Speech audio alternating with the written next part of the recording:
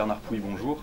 Vous êtes auteur de polar, directeur de collection, vous avez créé le Poulpe, vous êtes l'invité de l'Humanité de Dimanche. J'aurais aimé savoir quel est le fait d'actualité de cette semaine que vous retenez, qui vous a marqué, ému ou agacé. J'arrive pas à sortir un événement, un élément et tout. Pour moi, c'est un peu quelque chose de global. Une globalité et d'assister à une réunion de rédaction comme ça, c'est plombant. C'est-à-dire que une fois que c'est terminé, on s'aperçoit qu'il n'y a pas une bonne nouvelle. Enfin, il n'y aurait pas une nouvelle qui pourrait nous réjouir intellectuellement, que ce soit en social, politique ou les affaires du monde.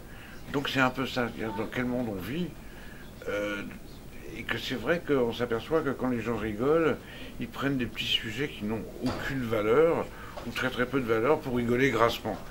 Alors que, bon, s'il fallait que je choisisse des sujets, a pris, c'est vrai que l'Ukraine, la Libye, tout ça, le Moyen-Orient, bien sûr, m'intéresse, mais c'est difficile d'avoir un point de vue comme ça extrêmement précis, à moins d'être spécialiste.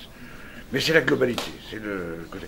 Alors j'admire les journalistes pour ça, parce qu'ils se cognent une globalité négative, disons pessimiste et négative, tous les jours et toutes les semaines et toutes les. Voilà, c'est pour ça que je ne suis pas journaliste. Alors j'ai écrit beaucoup d'articles, mais que sur les conneries, pour justement pouvoir évacuer un peu cette espèce de stress de vie, quoi.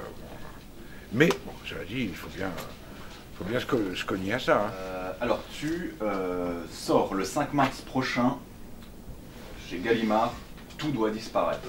Tout doit disparaître, c'est un peu inquiétant. Et c'est ce que je pense quand même. Tout doit disparaître de ces pratiques d'édition et tout ça. D'accord. Alors, c'est pas seulement, parce qu'il y a une lecture aussi qui pourrait être Pouy va fermer boutique, va arrêter d'écrire. Mais c'est un peu ça. Mais le matin, quand je me lève, j'ai encore envie d'écrire des conneries, quoi. Enfin, comme je faisais au début. C'est bizarre parce que le grand âge, en fait, te ramène à la jeunesse, à l'adolescence idiote. C'est ça qui est bien. Alors ça me ramène à cette phrase que tu avais écrite dans Le Rouge et le Vert. C'est formidable de se comporter comme un adolescent, ça repose. Voilà, c'est ça.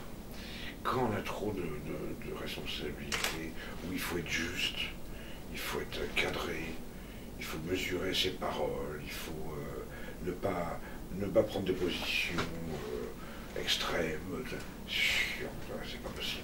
Donc, au moins quand te conduire encore aujourd'hui, parfois en ado, c'est une manière de déborder le cadre, de sortir du cadre. Oui, puis enfin, c'est d'être honnête avec moi-même, parce que en fait, je suis resté un peu couillon quand même, un peu bon, et les provocations, les conneries, je suis toujours partant, au contraire, je préfère ça. Faut oublier que le polar, c'est un roman, enfin le roman noir du moins, qui fait partie du polar, c'est un roman de critique sociale. Alors on peut raconter ce qu'on veut, sous le ton qu'on veut, mais il ne faut pas oublier ça. C'est-à-dire que c'est quand même un roman qui est né après la crise de 29, qui réagissait contre le roman policier, tout ça. Bon. Et nous, on a un peu réagi par rapport à 68, donc ça dure un peu. Et là, une nouvelle école arrive qui parle beaucoup des licenciements, des patrons, tout ça. Bon. Donc c'est un roman de critique sociale, ça il ne faut jamais l'oublier. Après, on en fait ce qu'on en veut.